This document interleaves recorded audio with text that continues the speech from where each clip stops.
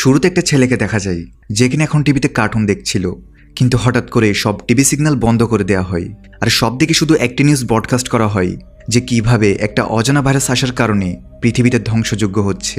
মানুষরা এই virus infected হয়ে একে অপরকেই কামড়াচ্ছিল। সো সব মানুষরা যেন নিজেদের ঘরে সবকিছু লক করে সেফ হয়ে যায়।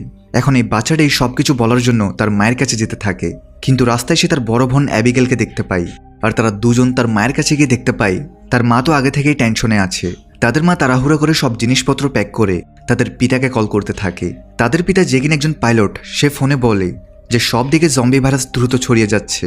সো তারা যেন তার ঘরে ফিরে যেতে অপেক্ষা না করে, বরং তাদের এখনই তার বাচ্চাকে নিয়ে শহর থেকে বাইরে চলে যাওয়া উচিত। যদিও এতক্ষণে তারা বাইরে থেকে মানুষদের চিৎকার শুনতে পায়, তাই তারা তিনজন মিলে সাবধানতার সঙ্গে দ্রুত গাড়িতে ওঠে এবং এখান থেকে বেরিয়ে যেতে থাকে। সে বাচ্চাগুলোর মায়ের উপর আক্রমণ করে। ছোট অ্যাবিগেল ভয় পেয়ে গাড়ির নিচে চলে যায়, যেখানে তার চোখের সামনে জম্বি তার মা ও তার ভাইকে কামড়িয়ে মেরে ফেলে। যদিও সে জম্বি অ্যাবিগেলকে নোটিস করা ছাড়া সেখান থেকে চলে যায়, কিন্তু তাদের মা যে কিনা জম্বির কামড় খাওয়ার পর নিজেও জম্বিতে পরিণত হয়েছে, সে অ্যাবিগেলকে গাড়ির নিচে দেখে তাকে কামড়াতে চলে আসে। তখনই পেছন থেকে একজন এক্স সোলজার জ্যাক এসে তাদের মেরে ফেলে। সে অ্যাবিগেলকে বাঁচিয়ে নেয়। জ্যাক জানতো অ্যাবিগেলের ভাইও জম্বি হয়ে যাবে, তাই জ্যাক তাকে গুলি করে মেরে ফেলে। এখন এই ঘটনার 10 বছর পরের দৃশ্য দেখা যায়। এখন পর্যন্ত সব মানুষরা হয়তো মারা গিয়েছে বা জম্বি হয়ে এদিক ওদিক ঘুরে বেড়াচ্ছে।